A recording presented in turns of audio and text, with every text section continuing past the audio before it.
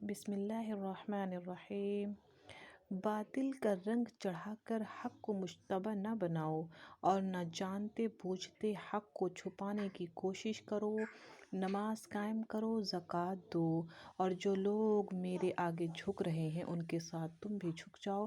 تم دوسروں کو تو نیکی کا راستہ اختیار کرنے کے لیے کہتے ہو مگر اپنے آپ کو بھول جاتے ہو، حالانکہ تم کتاب کی تلاوت کرتے ہو۔ کیا تم عقل سے بالکل ہی کام نہیں لیتے؟ صبر اور نماز سے مدد لو، بے شک نماز ایک سخت مشکل کام ہے، مگر ان فرما بردار بندوں کے لیے مشکل نہیں ہے جو سمجھتے ہیں کہ آخرکار انہیں اپنے رب سے ملنا ہے اور اسی کی طرف پلٹ کر جانا ہے۔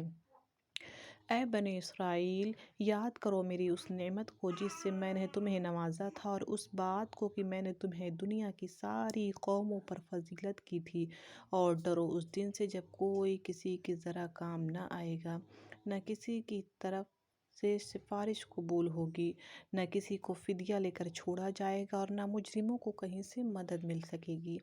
یاد کرو وہ وقت جب ہم نے تم کو فرعونیوں کی غلامی سے نجات بخشی، انہوں نے تمہیں سخت عذاب میں مبتلا کر رکھا تھا، تمہارے لڑکوں کو ذبح کرتے تھے اور تمہاری لڑکیوں کو زندہ رہنے دیتے تھے، اور اس حالت میں تمہارے رب کی طرف سے تمہاری بڑی آزمائش تھی۔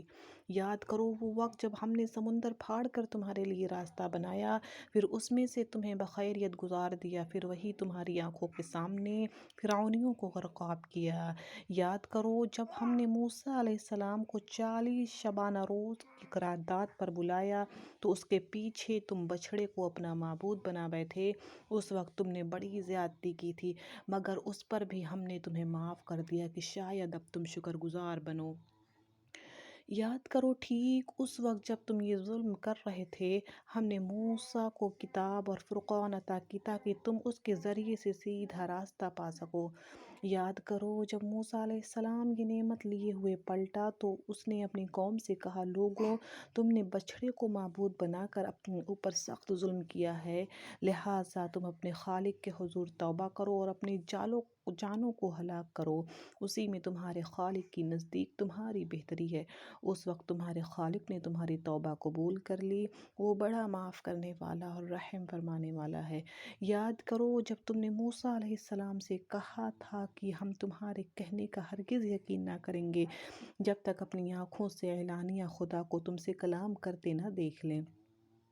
اس وقت تمہارے دیکھتے دیکھتے ایک زبردست کڑکے نے تم کو آ لیا، تم بے جان ہو کر گر چکے تھے، مگر پھر ہم نے تم کو جلا اٹھایا، شاید کہ اس احسان کے بعد تم شکر گزار بن جاؤ۔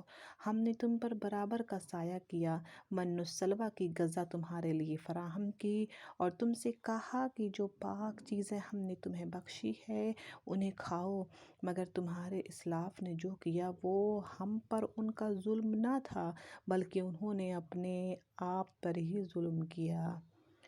آمین ثم آمین۔